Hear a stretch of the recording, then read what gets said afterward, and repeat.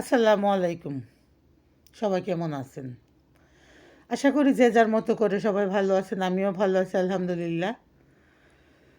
মাঝে, মাঝে মন থেকে একটা বিতৃষ্ণা চইলে আসে। তখন মনে, মনে ভাবি যে আর ভিডিও করব না। কিন্তু কিছু, কিছু মানুষের কিছু, কিছু কথা, কিছু, কিছু ভিডিও দেইখা তখন আবার মানে নিজে থেকেই মন চায় যে না কিছু বলি। না বললে মানে আমি আমার ভিতরটাকে শান্ত করতে পারি না। কিছু বললে মনে হয় যে আমি একটা শান্তি পাইছি। এরকম লাগে। আজকে হচ্ছে কথা বলবো গিয়ে সানভিজ বাই তনির ওনার তনি আপুকে নিয়ে। তনি আপুর হাজব্যান্ড মারা গেছে, এটা সবাই জানে। যারা মানে ফেসবুক দেখে, অ্যান্ড্রয়েড ফোন যারা ইউজ করে, ফেসবুক দেখে, ইউটিউব দেখে, তারা আমার মনে হয় 95% মানুষ জানে যে ওনার হাজব্যান্ড মারা গেছে। আর ওনার হাজব্যান্ড অসুস্থ ছিলেন, ব্যাংককে একটা হাসপাতালে অনেক দিন চিকিৎসাধীন অবস্থায় ছিলেন, এটাও অনেকেই জানেন। ওইখানের আসলে খরচটা কতটুকু ব্যয়বহুল, কী আশয় বিষয় অনেকটাই সবাই জানেন। তো ওনার স্বামী যখন চিকিৎসাধীন অবস্থায় ছিলেন তখন কোনো ভিডিওতে দেখি নাই উনি কারো কাছে কোনো ধরনের কোনো হেল্প চাইছে। অনেকেই কিন্তু বলে যে সাহায্যের জন্য গিয়ে আসুন, মানবতার ফেরিয়ালারা কোথায়, অমুক তমুক, মানে কোনো ধরনের কোনো সাহায্য উনি কারো কাছে কামনা করে নাই। উনি কী করছে, ওনার ব্যবসাটা রানিং রাখছে। যত কষ্টের বিনিময়ে হোক, যত প্যারাশানির উপরে থাইকাই হোক, উনি ওনার ব্যবসাটা রানিং রাখছে। কারণ যেহেতু ওনার ব্যবসা, এটা ওনাকে করতেই হবে। জীবন বাঁচানোর জন্য টাকা অর্জন অবশ্যই করতে হবে। তার ভিতরে ওনার ঘরে এত বড় এরকম একজন রুগী, এই ব্যয়বহুল খরচটা উনি একাই চালাইছে। উনি যখন প্রথম সাদাত হোসেনের কাছে ওনার সাথে বিয়ে হয়েছে, তখন আমাদের সমাজের যে মানে কি বলবো কুলাঙ্গাররা সবাই বলছে সুগার ডেডি।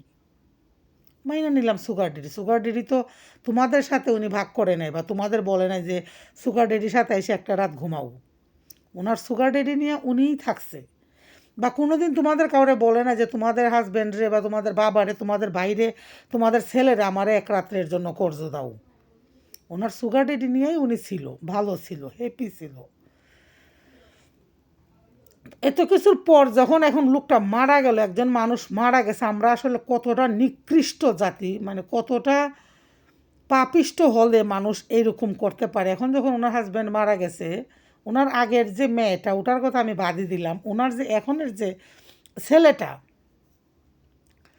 মানে এত বাজে মানুষ যে কিভাবে হয়, মানে পুরনো পুরনো কিছু ভিডিও, বাচ্চাটা যে কোনো কারণবশত বাচ্চা মানুষ কান্না করতেই পারে, এগুলো আগের। কারণ ওনার ভিডিও আমিও মাঝে মাঝে দেখি, তো এরকম কিছু ভিডিও সেটা বাচ্চাটার কান্না কেউ থামাতে পারতেছে না, অবুঝ শিশুর কান্না। আরে মানে এত দরদ দেখলে মনে হয় যে আমি মনে হয় আমার নিজের পোলারাও এতটা দরদ করি না, এইরকম দরদ।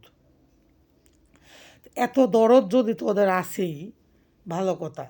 তো যখন উনি এরকম ব্যয়বহুল একটা খরচ করে ওনার হাজব্যান্ডরে চিকিৎসা করাইছে, তো কোনো ধরনের কোনো প্রমাণ দিতি যে তোমাদের প্রতি আমাদের এইটুকু মানে মায়া মমতা বা ভালোবাসা বা টান, এই টানের থেকে আমরা এই সাহায্যটা করলাম, কোনো ধরনের কোনো কিচ্ছু না। আছে কি কাটা ঘায়ে নুনের ছিটা দেওয়া। এখন যখন ওনার হাজব্যান্ড মারা গেছে, এখন বলতেছে ওনার আগের স্বামী নাকি মেয়ের কাছে বলছে যে আমি তোমার আম্মুরে বিয়ে করব। উনি নাকি মানে না বলে নাই, বইলা দিছে যে দেখি এখন না পরে এই সেই। এত নিচে মানুষ কিভাবে নামে, আমার মনে হয় কোনো বাবার সন্তান এত নিচে নামতে পারে না। আমি নিশ্চিত যে ওরা মামার সন্তান, ওরা ওদের বাবার ওরসজাত সন্তান না, ওরা ওদের মামার ওরসজাত সন্তান। এত নিচে মানুষ কিভাবে নামে, এটাও কিন্তু এক ধরনের মানসিক নির্যাতন। ওই মহিলা মানে আমি জানি না সত্য মিথ্যা, শুনছি একটা মানে এই থেকে ওই যে স্বর্ণের মানে অনেক বড় একটা জুয়েলারি দোকান, কি নামটা যেন আমার সঠিক মনে নাই, 70 বড়ি গহনা উনি বিক্রি করছে। 70 বড়ি, আর 1 লক্ষ টাকা বড়িও যদি ধরেন, 70 লক্ষ টাকা। ওই টাকাটা আর্ন করতে কতটা কষ্ট হয়েছিল, কতটা আরাম হয়েছিল, এটা একমাত্র ওই মহিলাই জানে। 70 লক্ষ টাকা যেই মহিলা এক গোনায় ওনার হাজব্যান্ডের জন্য খরচ করতে পারছে, তাহলে ওই মহিলার তো আর্নও করতে হবে। আর্ন তো আর কোনো শালার পোতা এসে কইরা দেওয়া যাইব না। তো ওই মহিলারা নিয়ে এত বাজে কথা বইলা ওনারা যে আসলে কী শান্তি পায়, আমি এটা বুঝা পাই না। ওনারা আমি দেখি না কোনো দিন কোনো দিন কোনো ভিডিওতে কোনো পাঁচাটা কুত্তার নাম নিতে আমি শুনি নাই যে কোনো দিন কোনো পাঁচাটা কুত্তার নাম নিচ্ছে। যেমন একদিন বলছে উনি রুমিন ফারহানার কথা, যে ওনার কাজল দেওয়াটা আমার ভালো লাগে, এটা আমি দিই। তো এটা তো উনি ভালো মনের পরিচয় দিচ্ছে। যে আরেকজনেরটা দেখে আমার ভালো লাগে আমি, আমরা কিন্তু অনেক সময় যদি কারোটা ফলো করে যদি কোনো কিছু করি, এটা আমরা স্বীকার করতে চাই না, কিন্তু উনি নিজের মুখে স্বীকার যে আমি এটা করি এরকম। কিন্তু আমি কোনো দিন শুনি নাই মানে কারোরে নিয়ে কোনো ধরনের কোনো বাজে মন্তব্য এই মহিলা করতে।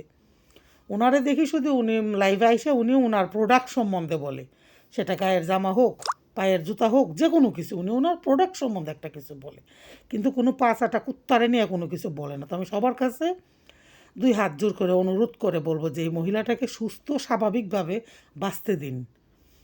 অন্তত ওনার হাজব্যান্ড মারা গেছে এই কথাটা চিন্তা করে ওনার সুস্থ স্বাভাবিকভাবে বাঁচতে দিন। ভালো থাকবেন সবাই। আল্লাহ হাফেজ। আসসালামু আলাইকুম।